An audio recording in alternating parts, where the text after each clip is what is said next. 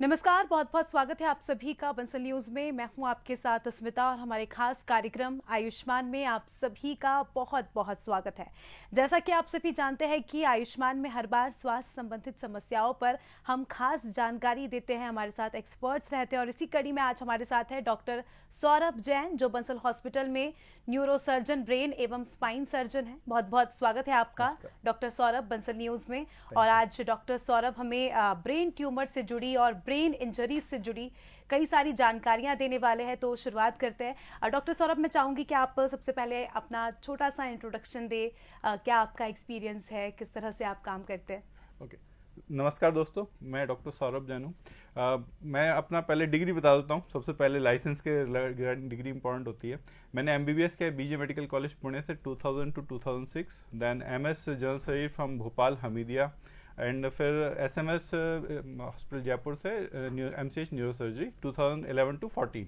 After that कुछ time के लिए मैं मेदांता गुड़गांव में रहा। फिर मुझे मौका मिला यूएस में जाने का, विल कॉर्नेल इंस्टीट्यूट में। कुछ टाइम में वहाँ रहा। उसके बाद फिर मैं 9 साल से उदयपुर में था। Now I have joined Bansal hospital senior consultant neuro surgery. बिल्कुल, तो काफ़ी लंबा एक्सपीरियंस रहा है सर आपका और मैं उम्मीद करती हूँ कि हमारे दर्शक आज बहुत कुछ सीखने वाले हैं। हम ब्रेन ट्यूमर की बात करेंगे, लेकिन उसके पहले सर मैं चाहती हूँ कि आप हेड इंजरीज के बारे में बताएं, क्योंकि अक्सर इग्नोर कर दिया जाता है और बाद में चल के एक बड़ी बीमारी का रूप ले लेती है। तो सबसे पहले मैं चाहूँगी कि हेड इंजरीज पर आप थोड़ा सा। हेड इंजरी, अभी जो हम लाइफ जा रहे हैं, जैसे हमारा देश डेवलप हो रहा है वैसे वैसे हम फास्ट लाइफ की तरफ जा रहे हैं। हमारा रोड्स बढ़ रहा है, रोड्स के सेफ्टी फीचर्स बढ़ रहे हैं, साथ में स्पीड भी बढ़ रही है। तो साथ में high intensity trauma, high speed trauma बहुत कॉमन हो गया है इंडिया में। तो उसके लिए हेड इंजरी बहुत कॉमनली हमें देखने को मिलती है। तो सबसे पहले सबसे इंपॉर्टेंट चीज मैं कहना चाहूँ, कोई भी हेड इंजरी सिंपल नहीं होती। किसी भी हेड इंजरी को पोटेंशियली लाइफ थ्रेटनिंग हो सकती है। तो हर हेड इंजरी में अपने को जब भी हो डॉक्टर से सलाह जरूर लेनी है। जी बिल्कुल, तो किसी भी तरह का इग्नोरेंस यहाँ पर एक बड़ी गलती साबित हो सकता है। अगर आपको हेड में छोटी सी भी चोट लगी है तो आपको तुरंत डॉक्टर से सलाह लेनी चाहिए।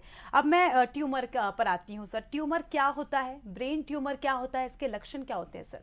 ट्यूमर कोई भी अनवांटेड ग्रोथ है, जैसे कि कोई भी ग्रोथ आ गई है, वो कहीं बॉडी में कहीं भी हो सकती है। हाथ पे हो सकती है, पैर पे हो सकती है, गले में हो सकती है, ब्रेस्ट पे या फीमेल्स में, या फिर लंग्स में। इसे ही ब्रेन में भी कोई ग्रोथ होगी तो उसे ट्यूमर बोला जाता है। ब्रेन ट्यूमर्स को मेजरली 2 पार्ट में डिवाइड किया जाता है। एक तो ऐसे ट्यूमर्स जो कहीं और ग्रोथ हुई हो, जैसे कि लिवर में है, ब्रेस्ट में है या लंग्स में है, और वहां से वो ब्रेन में चले गए, उनको बोलते हैं सेकेंडरी मैट्स, जो मोस्ट कॉमन कॉज है। सेकेंडरी होते हैं जो ब्रेन के अंदर, ब्रेन के स्पेसिफिकली ब्रेन के अंदर हों, ठीक है। तो मोस्ट कॉमनली जो ब्रेन ट्यूमर्स मैट्स होते हैं, तो उसमें हम पहले जब भी डायग्नोस होता है तो हम उसके लिए पेट स्कैन करते हैं, एमआरआई, सीटी स्कैन करते हैं, साथ में ये देखते हैं कहीं और ट्यूमर तो नहीं है। बिल्कुल, इसके लक्षण क्या होते हैं, यानी कैसे किसी को पता चले कि उसे ब्रेन ट्यूमर है, या उसके पहले क्या होता है, प्री इफेक्ट्स क्या होते हैं उसके? प्री इफेक्ट्स में देखा जाए तो ब्रेन ट्यूमर मोस्ट कॉमनली हमें मिलता है कि कभी सिर दर्द हो जाए जो लॉन्ग टर्म रहे। एक बार सिर दर्द होने में हम ब्रेन ट्यूमर कहें ये जरूरी नहीं है, बट हर सिर दर्द को डिटेक्ट करना चाहिए, ठीक है। उसके लिए कंसल्ट करना चाहिए डॉक्टर को। उसके बाद कभी बिहेवियरल चेंजेस, लाइक पेशेंट को पहले फॉरगेटफुलनेस आ जाती है। कई बार पेशेंट ऐसा बोलते हैं चिड़चिड़े हो गए, पहले जो शांत से आपको थे चिड़चिड़े हो गए हैं, या फिर बच्चों पर बहुत ज्यादा चीखने चिल्लाने लगे हैं, जो उसके नेचर से विपरीत है और जो कंटिन्यूअस है। या फिर ऐसा चीज कभी दौरा है, मिर्गी का दौरा अचानक से, जो पहले नहीं था, कभी कोई डायरेक्शन नहीं था, लेकिन अभी अचानक से आने लगा और उसकी इंटेंसिटी बढ़ रही है।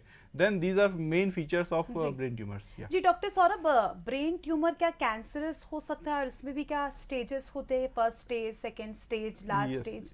यस, सबसे पहले तो जो ट्यूमर्स बाहर से जाते हैं, लाइक जो ब्रेन में नहीं है, जैसे कि लंग्स में गए, लिवर में गए, उसके बाद वो ब्रेन में गए, तो वो तो definitely it's a cancerous. Cancer हम किसी भी ऐसी चीज को जो ग्रोथ, अनवांटेड ग्रोथ है, साथ में वो मैट्स, मतलब कि एक जगह से दूसरी जगह, एक ऑर्गन से दूसरे ऑर्गन में फैलती है, उसको मैट्स बोलते हैं। तो नॉर्मल आम भाषा में हम जो कैंसर होता है, बेसिकली मैट्स को हम कैंसर बोला जाता है, ठीक है। यदि पेशेंट को ऑलरेडी कैंसर है, एक ट्यूमर है, और वो लिवर से और ब्रेन में गया है, तो वो कैंसर है ही। लेकिन ऐसे भी ट्यूमर्स होते हैं जो ब्रेन में ही स्पेसिफिक रहते हैं, जिनको ग्लायोब्लास्टोमा बोलते हैं, और वो ब्रेन के अंदर ही रहते हैं और ब्रेन में ही ग्रो करते हैं। लेकिन वे भी कई बार इतने ज्यादा ग्रो करते हैं कि उनकी स्टेजिंग कर दी गई है, 1, 2, 3, 4। ग्रेड 4 सबसे खतरनाक होती है, ग्रेड 1 काफी धीरे धीरे ग्रो करता है। बिल्कुल। क्या लगता है डॉक्टर सौरभ की इसके पीछे कारण क्या होता होगा? ब्रेन ट्यूमर किन वजह से होता है, ऐसा कोई? कई सारी थ्योरीज दी गई हैं, कई सारी स्टडी हुई हैं, लेकिन एग्जैक्ट कोई भी कॉज अभी तक क्लियर नहीं है।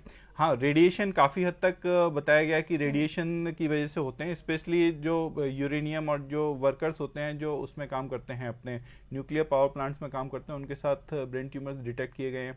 कुछ हद तक मोबाइल के साथ एसोसिएशन किया गया है, लेकिन अभी तक कोई रिजल्ट कंफर्म नहीं है कुछ भी। बाकी कुछ ट्रॉमा के स्टडीज भी की गई हैं, बट अभी भी कंफर्म रिजल्ट नहीं है कि किसी हेड इंजरी की वजह से ब्रेन ट्यूमर हो, ऐसा नहीं है। बिल्कुल बिल्कुल। तो देखिए, अभी हमने ब्रेन ट्यूमर को समझा कि इसके लक्षण क्या होते हैं, ब्रेन ट्यूमर क्या होता है, और अगर ब्रेन ट्यूमर आपको होता है तो आपको क्या कुछ आपके शरीर में बदलाव होते हैं। अब हम इसके इलाज के बारे में भी बात कर लेते हैं। आपने सिटी स्कैन का जिक्र किया, आपने पेट स्कैन का जिक्र किया। मैं चाहूंगी कि MRI, CT scan, PET scan का आप डिफरेंस समझाएं और इसमें होता क्या है, यानी जब पेशेंट इस तरह के स्कैन के लिए जाता है तो उसके साथ क्या होता है, कितना लंबा ये प्रोसीजर होता है।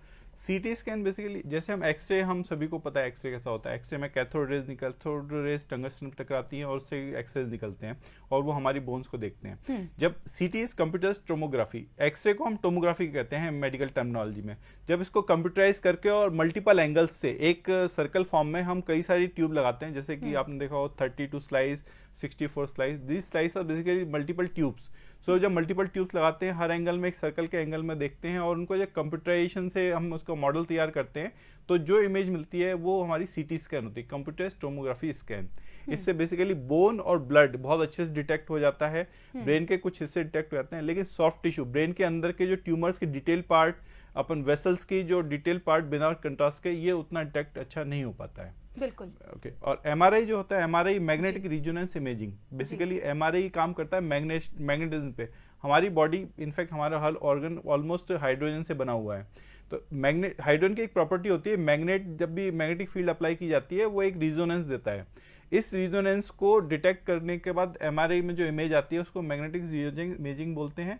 और एमआरआई बेसिकली इसी हाइड्रोजन और मैग्नेटिक फील्ड के सिद्धांत पे ही काम करती है।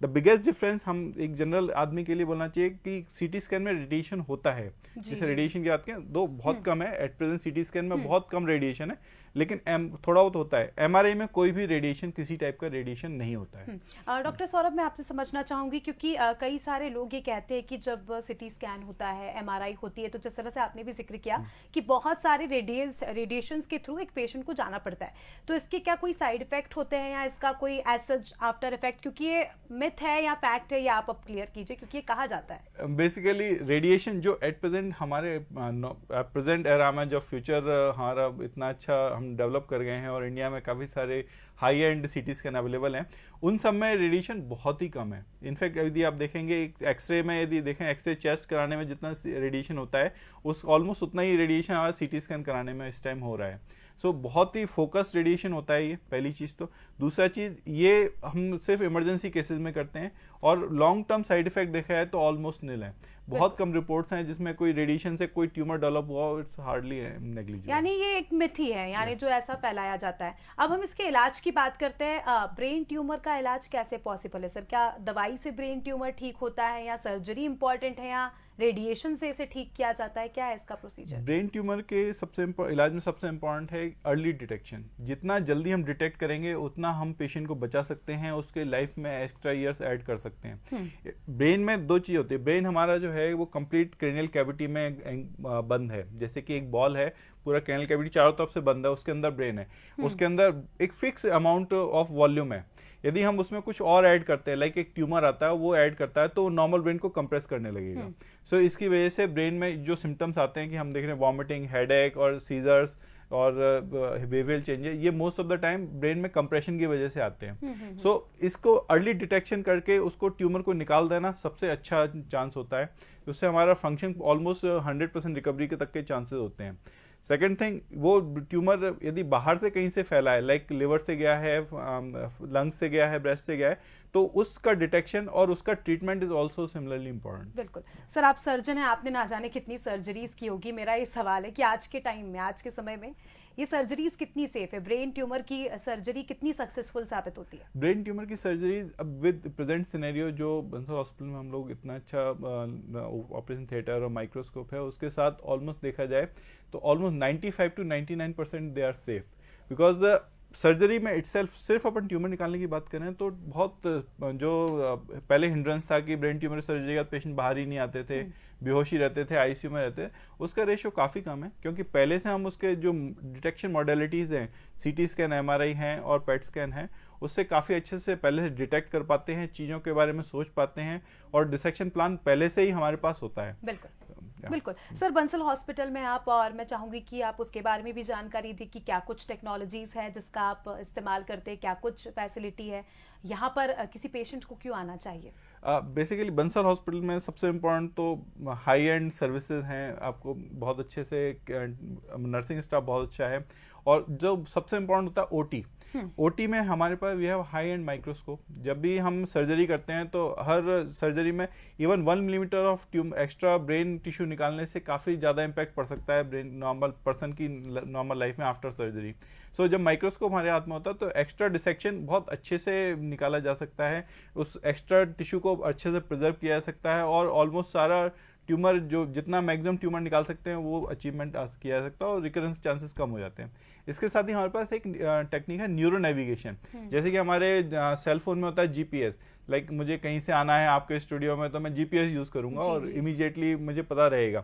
ऐसे ही ब्रेन में कहीं भी हमें एक ऑर्गन के अंदर कहीं भी जाने के लिए, लाइक फ्रंटल लोब से टेम्पोरल लोब से कितना दूर वो ट्यूमर है और उसकी साइज कहाँ तक पहुंच रही है, इसके लिए न्यूरो नेविगेशन एक टेक्निक होती है, वो हम यूज करते हैं। उससे और प्रिसीजन अच्छा हो जाता है, उससे जो रेसिडुअल इफेक्ट कम हो जाते हैं। बिल्कुल सर, अब मैं चाहूंगी कि आपके अनुभव की कोई ऐसी स्टोरी या कोई ऐसा किस्सा जो आप दर्शकों से शेयर करना चाहते हो, या कोई ऐसा कॉम्प्लिकेटेड केस आपके सामने आया हो जो मतलब मुश्किल ही लग रहा था लेकिन सक्सेसफुली वो ऑपरेशन सफल हुआ, ऐसा कोई case? Recently I have encountered with a guy जो काफ़ी ओल्ड एज थे और उनका सबसे बड़ा जो कॉम्प्लिकेशन रेट या कहना चाहिए सबसे डिफिकल्ट टास्क था उनको किसी भी चीज़ कन्विंस करना। लाइक उनको ट्रॉमा हुआ था, चोट लगी थी अराउंड 1.5-2 महीने पहले जब हमारे पास, तो उसके 1.5 महीने पहले उसका खून का थक्का बना।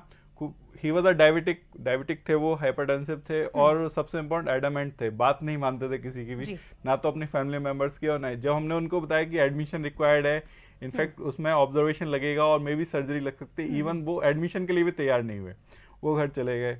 डायबिटीज कंट्रोल के लिए जो एडवाइस किया गया था वो उन्होंने नहीं माना।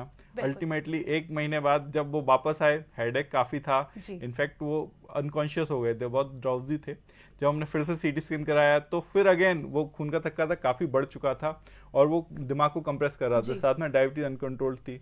वो तब भी नहीं माने एडमिशन के लिए, फिर नेक्स्ट डे वो आए, तब कैसे भी करके उनको एडमिट किया, बनाया और जब सर्जरी की तो नाउ ही इज फाइन।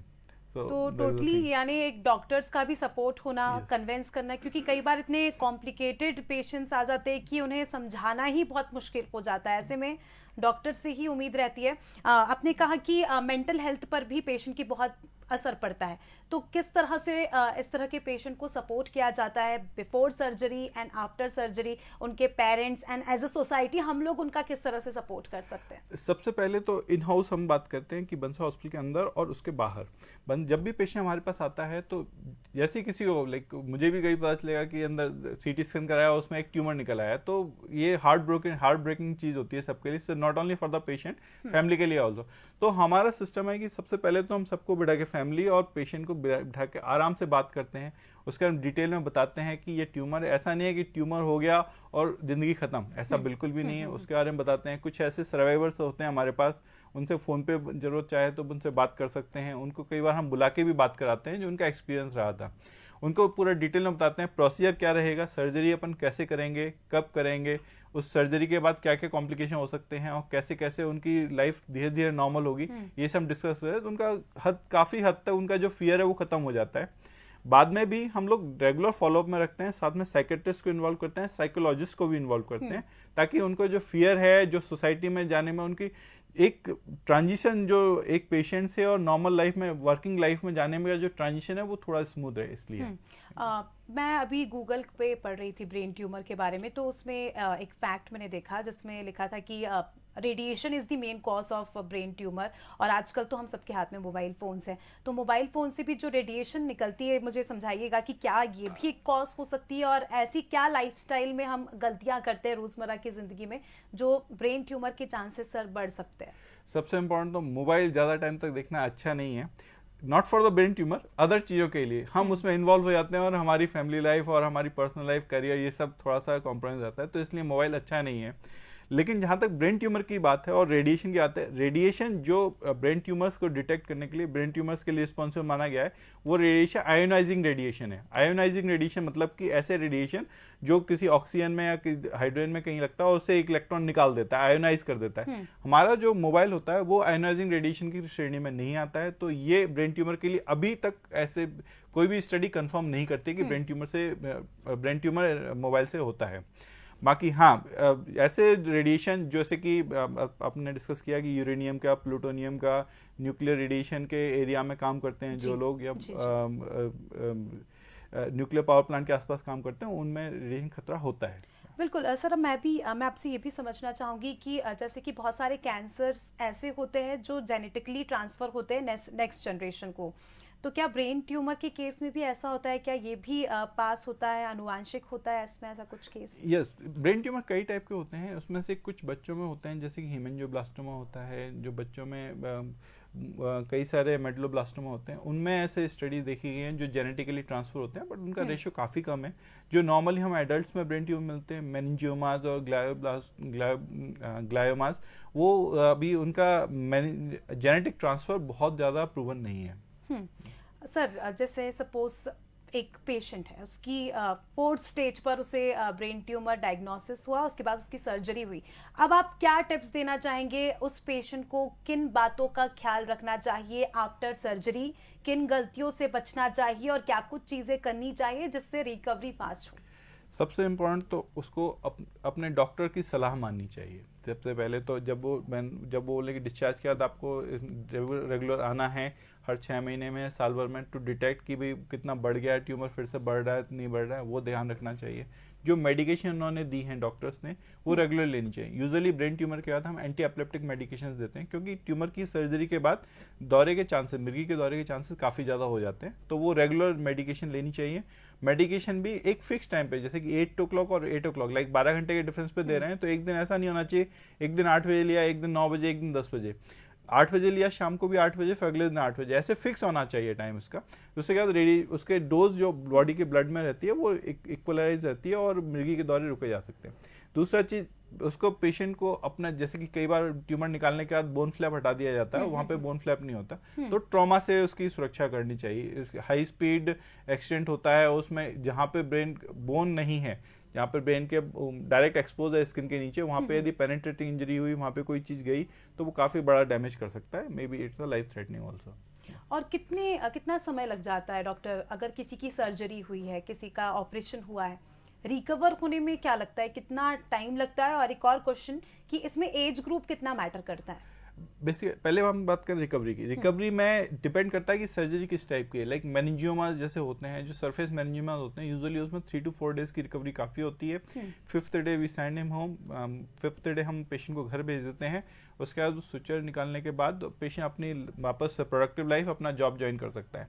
वहीं ग्लायोमास की सर्जरी की बात करें और ग्रेड 4 ट्यूमर्स की हम बात करें, तो उसमें रिकवरी थोड़ी स्लो होती है, क्योंकि उन पेशेंट में ऑलरेडी काफ़ी टाइम से ग्लायोमास ग्रो कर रहा है, तभी वो ग्रेड 4 में कन्वर्ट हुआ है। और दूसरा चीज़, उनका डिटेक्शन भी लेट होता है, तो इसलिए ऑलरेडी वो कॉम्प्रोमाइज स्टेट में होते हैं, उनका टाइम थोड़ा सा रिकवरी का ज़्यादा होता है, 1 से 1.5 महीना लग जाता है।